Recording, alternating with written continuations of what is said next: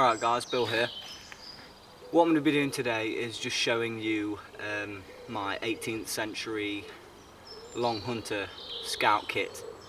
I've been putting this together for a number of weeks now. I've finally got, almost everything I think I need. I've been looking at like historical documents of like what they carried back then and the tools. So I'm just going to set the camera up and I'll run through what I've got at the moment. So stay with me guys. Okay guys, so basically for some time I've been getting into the 18th century long hunter style of bushcraft and just wood skills. I've been looking up at a lot of documents, people like Daniel Boone, things like that, just how they lived out in the bush for such long periods of time, and also how they thrived out there with the minimal kit that they had. They knew how to use it very well, even just sleeping things, like something as simple as a wool blanket, but they learned how to sleep comfortably out in the bush. So I've been looking at things, I've put some things together from what I think, my personal preferences, what I will carry in this style. So I'm just going to run through what I've got and tell you a little bit about them, what's in them, what's in the kit. So the first thing I wanted to get is a water bottle on a sling. Now this is a leather bottle bag. Now these are very useful. Obviously it saves room in your pack. This one holds 1.5 litres. And even if it's not getting any water in it, it packs down really small. So I love these bottle bags, they're very handy.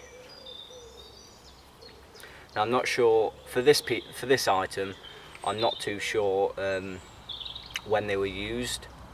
I'm not sure if this is 18th century style. I know a lot of 18th century leather bottles are hard leather and just general things like that, so I'm not too sure on this item, but it's more of a traditional looking bottle, so I like to carry this one. So that's a leather bottle. Next thing is my small potables pouch. Now this is just a leather pouch. This was actually made by Josh a little while ago. He made me one, and it's just got some basic things in it. It's got a bandana, it's got my sharpening stone, it's got some pine pitch, a bit of cordage, and just some tinders like cramp balls.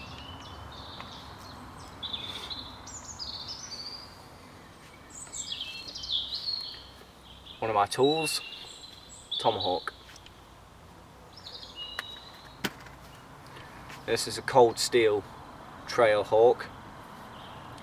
I've put my own personal effects on it. This would have been one of the main tools of a long hunter of the 18th century period, and people may say that tomahawks aren't very versatile. If you're using them for heavier work, then yes, you're not going to be able to split them like that as you would say a small splitting axe. But you could take the head off this and use it as a wedge and hit it. So to me, a tomahawk is a very versatile tool. You also use it for pegs and things like that.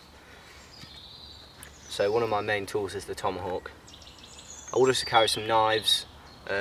My main knife is my Mora clipper, but I haven't got that out with me today. I don't feel I need to show you a knife. Main pouch is my haversack. Now this I picked up off a reenactment website.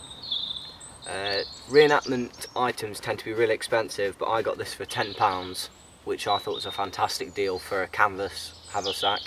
It did come in a like bone colour, so I dyed it brown to give it that more woodsy look. Inside this I've got multiple items, which include a container. First thing, I've got my rabbit pouch fire starting kit. I've got a handful of cordage, some 21st century. I've got some paracord here, but I've also got some rope here. This is wrapped in this is a burlap sack, little pouch. It's just got some fishing tackle, just a small fishing kit inside there. But again, with the modern things, I know a lot of reenactment people, because they will have to carry some modern things, they like to disguise them in a more traditional way so they don't stand out. Now this is very important.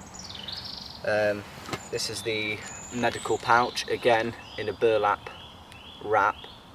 Now you wouldn't want to forsake a modern medical kit and try and replace it with an 18th century medical kit or something. It's just not worth it. So you can disguise it, obviously, something like that. And the last thing I have in here is my billy can. And obviously very important for cooking, water, drinking, things like that. So that's it, that's in the haversack. And the last thing is my bedroll. Now this has got a large pure, 100% pure wool blanket in there. It's a grey colour, I have dyed it, and this is half of my Polish canvas teepee that I've used, and I can set this up to be just kind of like a diamond frontier shelter setup, similar to that. The canvas is not waterproofed at the moment, but I do need to get that done. But you know, it's all you need really.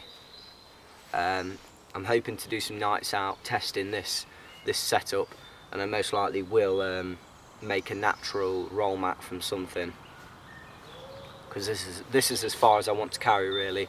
Thing is, with the traditional stuff, it's going to be heavy. Stuff back then, you know, was obviously really heavy because it was well made, you know, durable. So they were used to carrying heavier weights.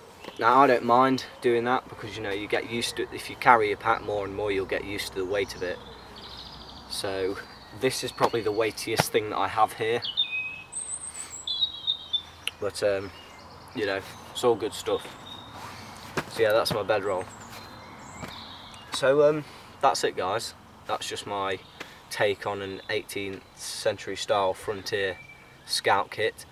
I will probably do some updates, maybe get some more things, but I do want to do some videos testing the kit, setting up camp, things like that, doing some more traditional like 18th century style videos.